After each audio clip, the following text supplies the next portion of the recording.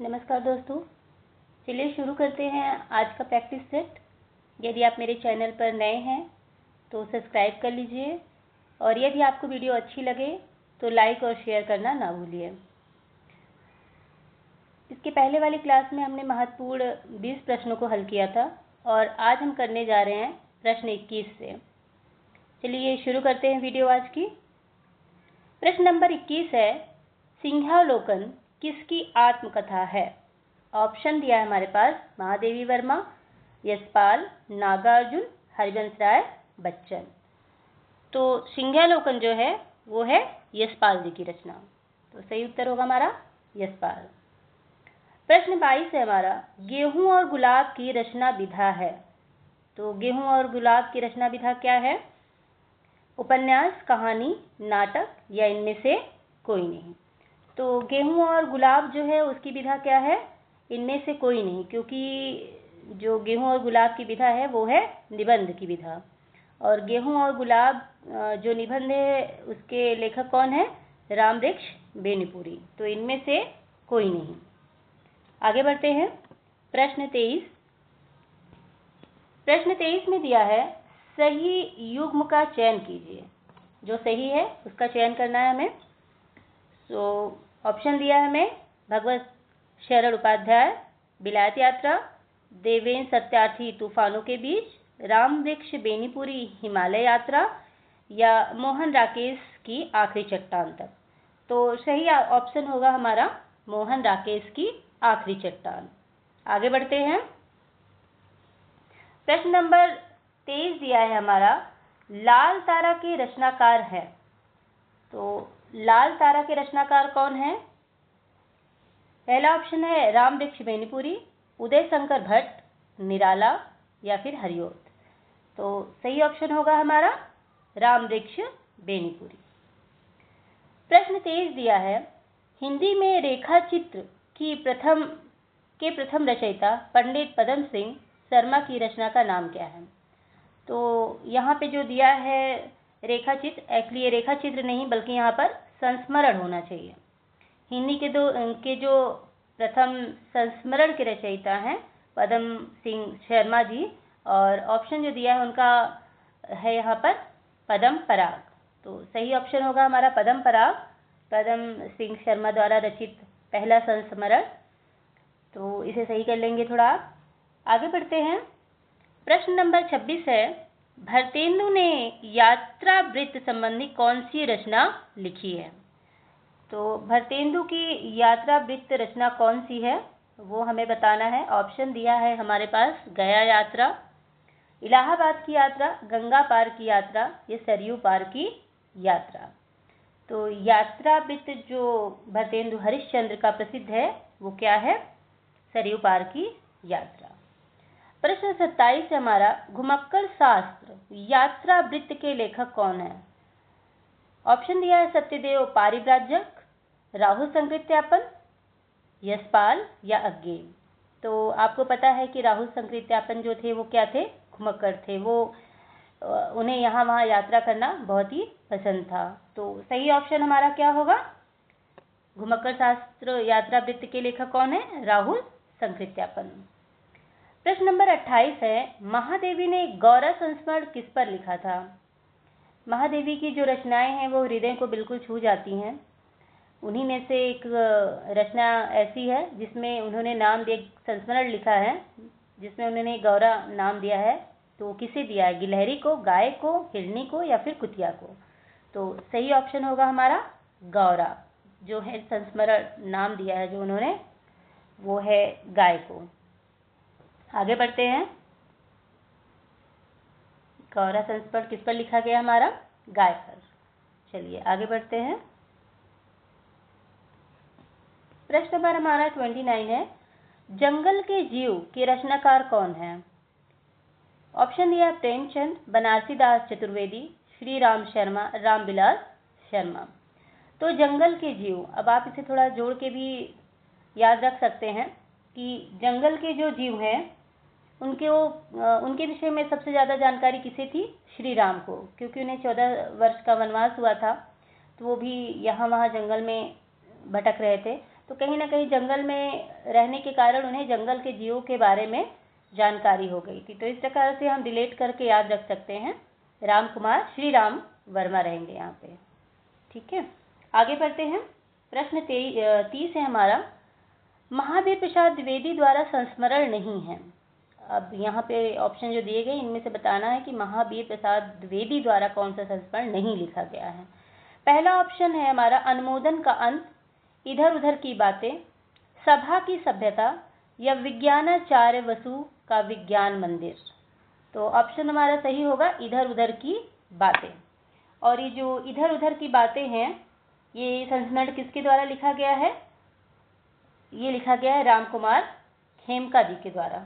ठीक है, आगे बढ़ते हैं। प्रश्न नंबर 31, अमिट रेखाएं के संस्मरण रेखा चित्रकार हैं। अमिट रेखाएं जो संस्मरण है उसके रेखा चित्रकार कौन है? विष्णु प्रभाकर, सत्यवती मल्लिका, देवेंद्र सत्यार्थी या शिवपूजन सहाय। तो सही ऑप्शन होगा हमारा सत्यवती मल्लिका। आगे बढ़ते हैं। प्रश्न नंबर 32, कमल दल नैनन की उन्मानी, बिरसत नाही सखी मो, मन में मनते मंद मंद मुस्कानी। यह पदचरण किसकी रचना है? ऑप्शन दिया है मीराबाई, रहीम, सूरदास या नंददास। तो सही ऑप्शन होगा हमारा रहीमदास। आगे बढ़ते हैं। अलवार वैष्णव की संख्या है, हमें बताना है कि अलवार वैष्णव की संख्या कितनी है। तो यहाँ पर कुल मिला के 2 प्रश्न बन रहे हैं। पहली बात 2 जानकारियाँ मिल रही कि अलवार वैष्णव की संख्या कितनी थी, तो वो थी 12। और दूसरा है कि ये भी पता चल रहा है कि जो अलवार थे वो किसे मानने वाले थे? वैष्णव को, विष्णु भगवान को मानने वाले थे। तो याद रखना है कि अलवार शैव नहीं थे, वो वैष्णव थे। आगे बढ़ते हैं। प्रश्न नंबर 34, द्वैतवाद के प्रेरणा हैं माधवाचार्य, वल्लभाचार्य, रामानुजाचार्य या रामानंद। तो सही ऑप्शन होगा हमारा माधवाचार्य। आगे बढ़ते हैं। प्रश्न नंबर 35, हरिदास संप्रदाय को अन्य नाम से भी पुकारा जाता है। हमें ये बताना है कि हरिदास संप्रदाय को अन्य किस नाम से पुकारा जाता है। तो ऑप्शन दिया है अष्टछाप संप्रदाय, राधा वल्लभ संप्रदाय, सखी संप्रदाय या चिंत्या चित्त संप्रदाय। तो सही ऑप्शन होगा हमारा सखी संप्रदाय। आगे बढ़ते हैं। प्रश्न नंबर 36,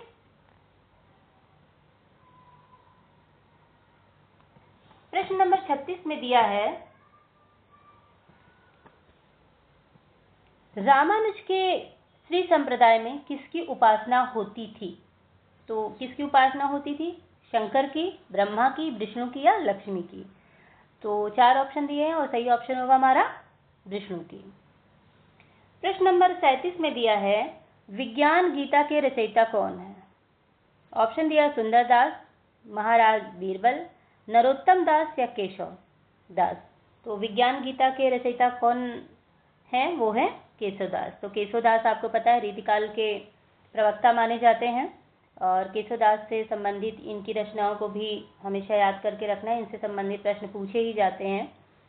और विज्ञान गीता या फिर रामचंद्रिका कई बार पूछा जाता है कि छंदों का अजायब घर किसे कहा गया है? रामचंद्रिका को, रामचंद्रिका किसके द्वारा लिखी गई है? केशवदास के द्वारा या विज्ञान गीता के रचयिता कौन है? केशवदास।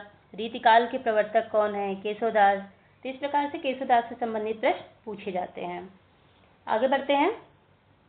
ये भी पूछा जाता है कि केशवदास किसके विरोधी कवि थे, किसका विरोध करते थे वो? तो वो तुलसीदास के एक विरोधी कवि थे। चलिए आगे बढ़ते हैं। प्रश्न नंबर 38, प्रश्न नंबर 38 में दिया है हमें अपने पौरुष से हताश जाति के लिए भगवान की शक्ति और करुणा की ओर ध्यान ले जाने के अतिरिक्त दूसरा मार्ग ही क्या था? और यह कथन किसका है? तो अपने पौरुष से हताश जाति के लिए भगवान की शक्ति और करुणा की ओर ध्यान ले जाने के अतिरिक्त दूसरा मार्ग ही क्या था? या भक्ति काल के उदय के बारे में बोला है, गया है और यह किसके द्वारा बोला गया है ये भी हमें बताना है। हजारी प्रसाद द्विवेदी जी, धीरेन्द्र वर्मा, नगेंद्र या फिर रामचंद्र शुक्ल। तो 4 ऑप्शन दिए हैं और सही ऑप्शन हमारा क्या होगा? रामचंद्र शुक्ल। उनका मानना है कि भक्ति काल का उदय इसी बात से हुआ है कि जब मुगलों ने आक्रमण कर दिया था तो उस समय जो भारत की जनता थी वो बहुत हताश थी, निराश थी और उनके पास भक्ति मार्ग को अपनाने के सिवा कोई रास्ता नहीं था, इसीलिए भक्ति काल का उदय हुआ है। और जिसका विरोध करते हुए हजारी प्रसाद द्विवेदी ने कहा है कि यदि ऐसा नहीं होता तो भी भक्ति काल का उदय जरूर होता। तो चलिए आगे बढ़ते हैं। प्रश्न नंबर 39, रामचरितमानस, पद्माकर, सूरसागर, कबीर दोहावली जैसे ग्रंथ काल की देन है, किस काल की देन है? तो आपको पता है रामचरितमानस, पद्मावत, सूरदास, कबीर दोहावली, ये सभी जो रचनाएं हैं ये किस काल की देन है? तो ये है भक्ति काल की देन। आगे बढ़ते हैं। प्रश्न नंबर 40 है, आचार्य हजारी प्रसाद द्विवेदी ने वाड़ी का डिक्टेटर किसे कहा है? ऑप्शन है हमारा कबीरदास, रैदास, दादू दयाल या नानक जी। तो सही ऑप्शन होगा हमारा हजारी प्रसाद द्विवेदी जो थे वो कबीरदास के पक्ष में रहते थे। जिस प्रकार से रामचंद्र शुक्ल तुलसीदास जी के पक्ष में थे, वैसे ही हजारी प्रसाद द्विवेदी जो थे वो कबीरदास के पक्ष में रहते थे। तो वाड़ी का डिक्टेटर जो कहा है वो हजारी प्रसाद द्विवेदी ने कबीर को कहा है। आगे बढ़ते हैं। प्रश्न नंबर 41, निम्नलिखित में से कौन रामानंद के शिष्य परंपरा में नहीं है? रामानंद के शिष्य परंपरा के विषय में मैंने एक शॉर्ट वीडियो बनाया है, उसे देखना ना भूले, जिसमें रामानंद के 12 शिष्यों का वर्णन किया है। तो उन्हीं में से हमें ऑप्शन दिया गया है कबीरदास, नरहरिदास, मलुकदास या रैदास। तो प्रश्न 41 में हमें बताना है कि रामानंद के शिष्य परंपरा में कौन नहीं था। तो और यह प्रश्न जो है महत्वपूर्ण है, रामानंद से संबंधित सभी प्रश्न बहुत महत्वपूर्ण होते हैं, तो इसके विषय में एक गहन जानकारी आपको रखना है। और अभी हमारा जो सही ऑप्शन है वो है मलुकदास। आगे बढ़ते हैं। प्रश्न 42,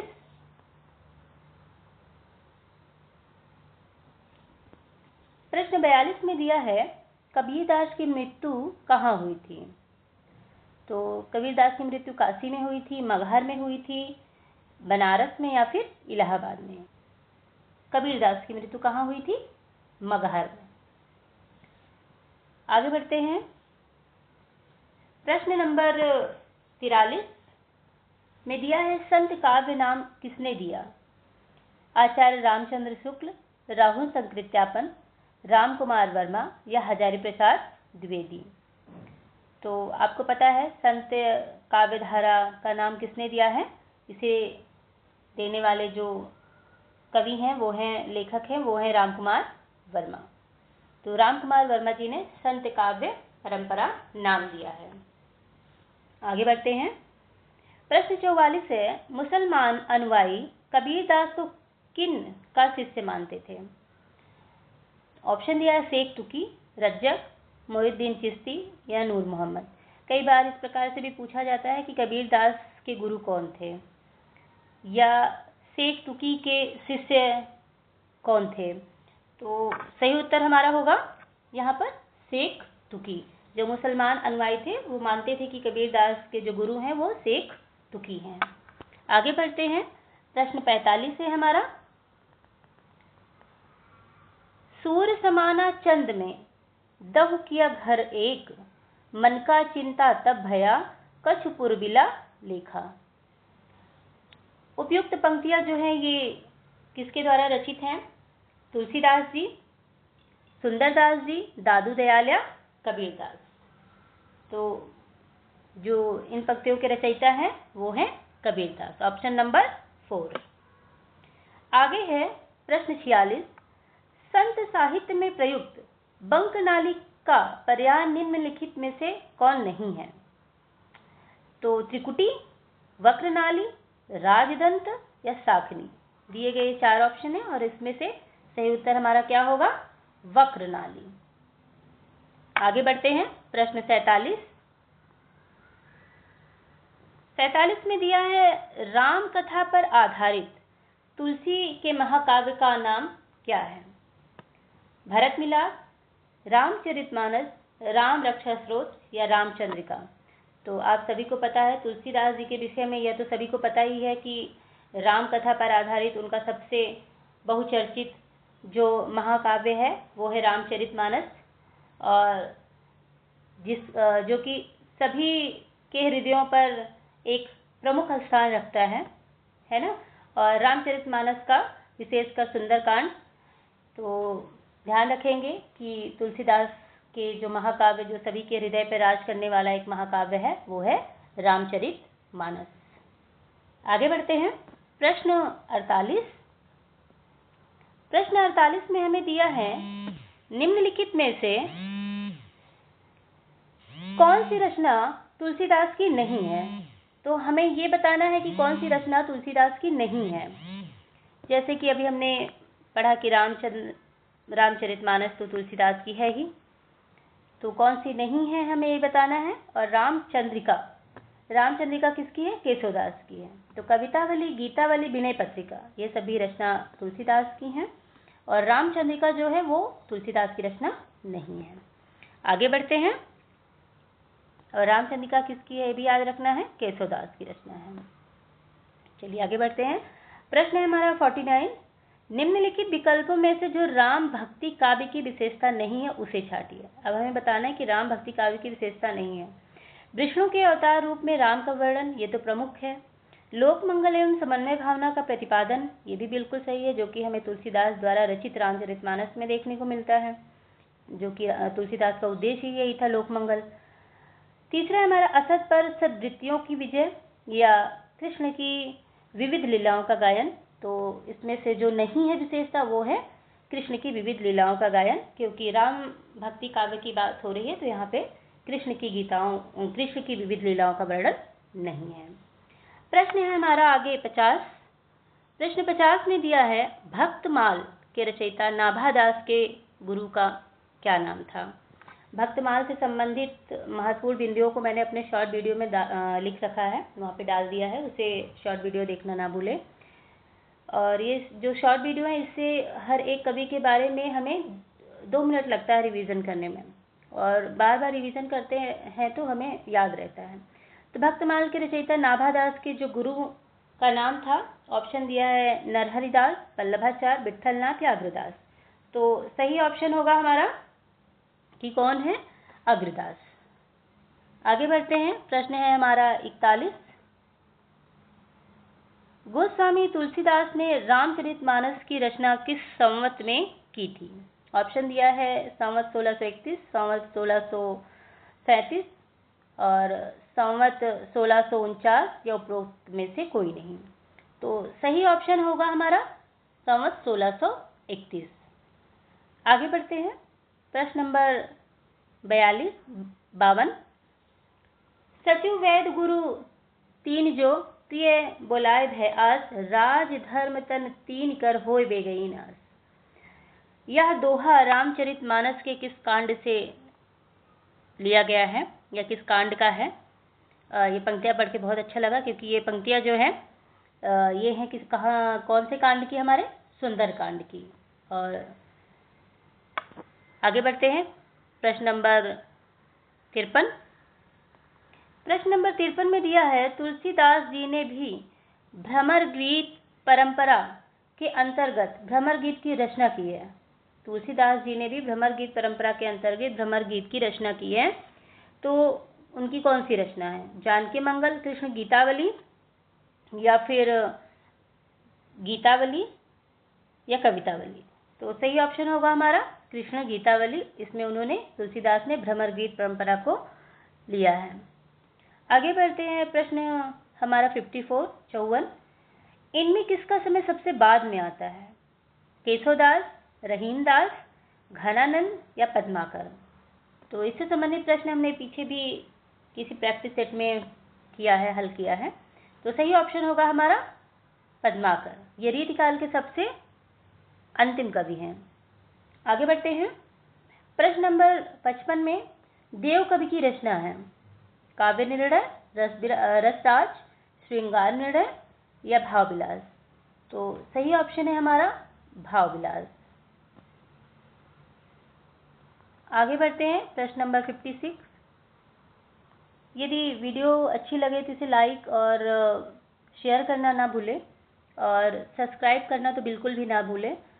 इस प्रकार की प्रैक्टिस सेट लाती रहूँगी मैं और कुछ डिफ़िकल्ट क्वेश्चन को भी ऐड ऑन करूँगी इसमें। अभी तो शुरुआत है ये, और कभी कभी ऐसा होता है कि हम कुछ प्रश्नों को सामान्य समझकर छोड़ देते हैं और वही हमसे प्रश्न परीक्षा में पूछ लिए जाते हैं। तो सभी प्रश्न उपयोगी हैं, जो सामान्य लगते हैं वो भी और जो विशिष्ट हैं वो भी। तो रिवीजन सभी का करते रहना है हमें। आगे बढ़ते हैं, प्रश्न नंबर 56 है हमारा। कृपाराम द्वारा रचित नायिका भेद की सबसे पुरानी पुस्तक है। ऑप्शन दिया है हित तरंगड़ी, श्रुतिभूषण, उज्ज्वल नीलमणि या कर्णाभरण। तो सही ऑप्शन होगा जो कृपाराम द्वारा रचित नायिका भेद है वो है हित तरंगड़ी। अब इसे आप ऐसे याद रख सकते हैं कि यदि राम की कृपा होगा तो क्या होगा, हमारा सब कुछ हित में होगा, हमारे हित में होगा सब कुछ। तो राम की कृपा होने पर सब कुछ हित में होगा। आगे बढ़ते हैं, क्वेश्चन नंबर 57। कवि कुल कल्पतरु के रचनाकार कौन है? ऑप्शन दिया देव, केशवदास, चिंतामणि या भिखारीदास। तो सही ऑप्शन होगा हमारा कवि चिंतामणि। कवि चिंतामणि द्वारा रचित है कवि कुल कल्पतरु। आगे बढ़ते हैं प्रश्न 58 पर। क्वेश्चन नंबर 58 में दिया है रीतिकाल को अलंकृत काल कहा है। आपको पता है कि यदि हम हिंदी साहित्य के इतिहास के काल विभाजन को पढ़ते हैं तो अलग अलग कवियों ने अलग अलग काल को अपने हिसाब से नाम दिया है। उसी में से रीतिकाल को अलंकृत काल जो कहा है वो किसने कहा है? मिश्र बंधुओं ने, विश्वनाथ प्रसाद ने, आचार्य रामचंद्र शुक्ल ने या डॉक्टर रामकुमार वर्मा ने। तो रीतिकाल को अलंकृत काल जो कहा है वो कहा है मिश्र बंधुओं ने, क्योंकि रीतिकाल में अलंकारिक रचनाएं ज़्यादा रची गई हैं।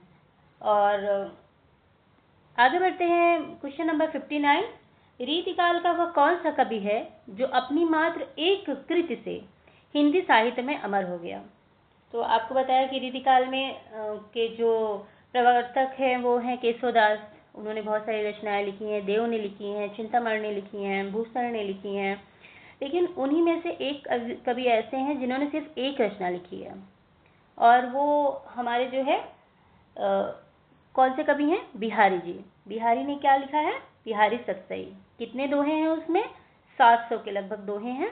और कहा जाता है कि बिहारी की जो रचनाएं हैं वो गागर में सागर भरने के रूप में हैं, कि बहुत ही कम शब्दों में बहुत अधिक महत्व रखते हैं उनकी रचनाएं, उनके जो दोहे हैं। तो ये थे आज के महत्वपूर्ण कुछ प्रश्न जो हमने इस प्रैक्टिस सेट में हल किया। यदि आपको वीडियो अच्छी लगे तो लाइक और शेयर करना ना भूलें और चैनल को सब्सक्राइब जरूर कीजिए। आगे इसी प्रश्नों की श्रृंखला को हम आगे बढ़ाएंगे नेक्स्ट वीडियो में हमारे। तब तक के लिए धन्यवाद।